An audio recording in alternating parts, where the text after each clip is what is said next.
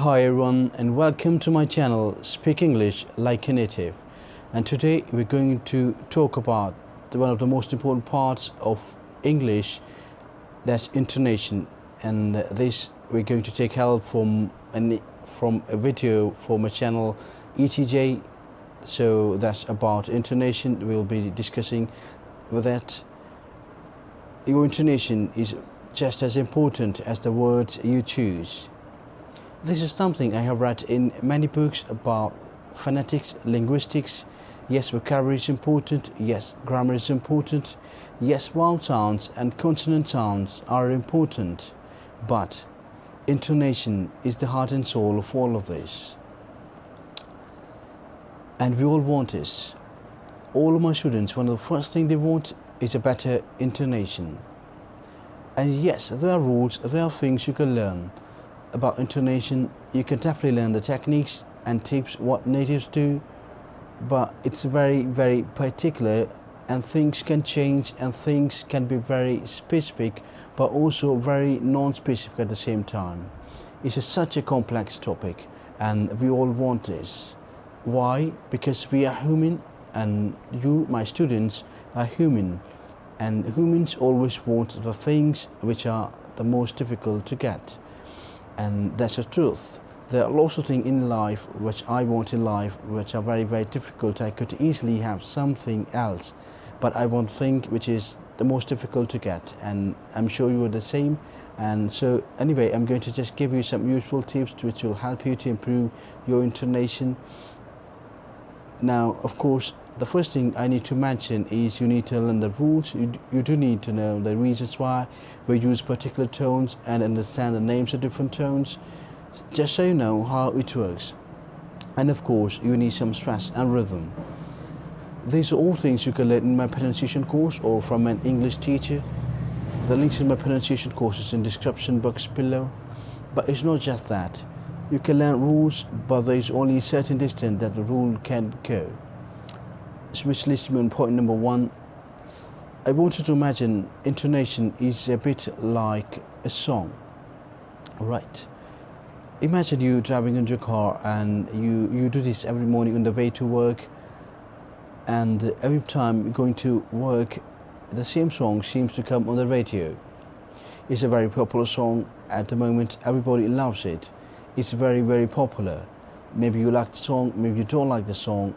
No matter what, you hear it every time you're going to work because the radio keeps playing. And then you find maybe after a few days of hearing the song, you started singing it to yourself. You started hearing it in your head because around it so much. A good way to describe this in native expression is to say that you have the song stuck into your head.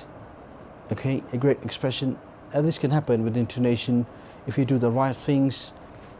So the reasons why the song is stuck into your head, because you're hearing it all the time and your brain naturally just wants to replay. And that's what intonation is. If you are listening to the accent a lot, you're hearing the tone, the way people speak the song of English, naturally you're going to want to do it to yourself. Now again, because it's such a difficult topic, I can't just say, imagine English song, hey, you have a good intonation. That's not how it's going to work. There are lots of other things you need to do as well. And number two, I want you to understand that intonation is also your personality. Okay, my intonation is very different to my brother's intonation. My intonation is very different to my friend's intonation or my dad's intonation, anyone's intonation. The reasons why, because I have my own personality. So lots of people say that imitation technique is the best way to improve pronunciation or intonation. Yes, it's fantastic, but do you want to sound like an actor or an actress? No? Alright. Imagine you only person that's been listening to is Princess Diana. Alright. And you really want to sound like Princess Diana. She did have fantastic pronunciation, great intonation, but then imagine, you try to copy Princess Diana, but you are a 50-year-old man with a very deep voice. Alright. Yes, imitate people imitate the way that they go up and down. But remember, you're not trying to be someone. You just try to copy the techniques they use. So instead of thinking how they say this or how they sing the song, right? If you like, instead think about technical sides. Are they going up at the end of the sentence? By the way, British people do that to show they have more to say. Say, right? Or are they going down at the end of the sentence? And the British people do that to show that they're finished. Think about those technical things. Once you know the rules, you can analyze the way people speak. Be yourself, use your own tone. And this leads me on to my next point. Point number 3, be playful. Have fun, okay? The more fun you have with intonation, the more it's going to be, again, yourself. For lots of people, the most uncomfortable part of learning intonation is the fact that British people go up when they speak quite a lot. You know, in the middle of their speech, they might go up. Particularly the Chinese and Russian students find this very, very difficult. They find it very, very difficult to go up.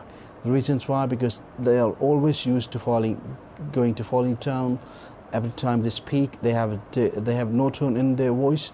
And when you listen to British people, they're stressing words to show that they are important. They're using their tones as a tool to make themselves heard, to make themselves sound interesting, and to make people wanting to listen to them. Be playful, go up, go down, experiment with different things, and remember, mostly play with your intonation around the stressed words, the words which are important in your sentence. Give them some intonation, give them some up-down tone. Instead of saying it's very good, say it's very good. All right, it's good. Okay, an up-down tone is a fantastic way of showing emotions. Some other very useful things, just some very important words. I mentioned this in lots of my videos. I just kind of becoming a meme now. It's the word patience. But this word is just as important. And this word is repetition, repetition, repetition. You need to be repeating a lot, repeating the tone, the way, the sound that the British people make. You can do this, like I said, by imitations. You can also do this by learning rules. So on one hand, you have patience, right? You need to take your time, understand the intonation. In particular, not just pronunciation, intonation takes very, very long time. So you have the patience. If you also have that repetition and you push them together, patience and repetition. Sorry about my blushes, I've been going to gym.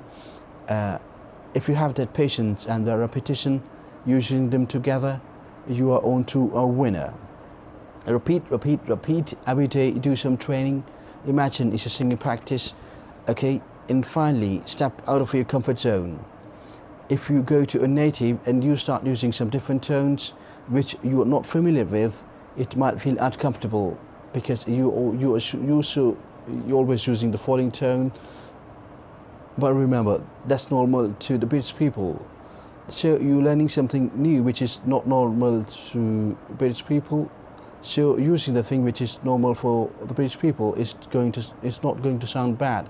It's going to sound good. It might feel uncomfortable for you in the beginning because you can learn everything about intonation, and you can speed the process up by learning with me on my pronunciation course.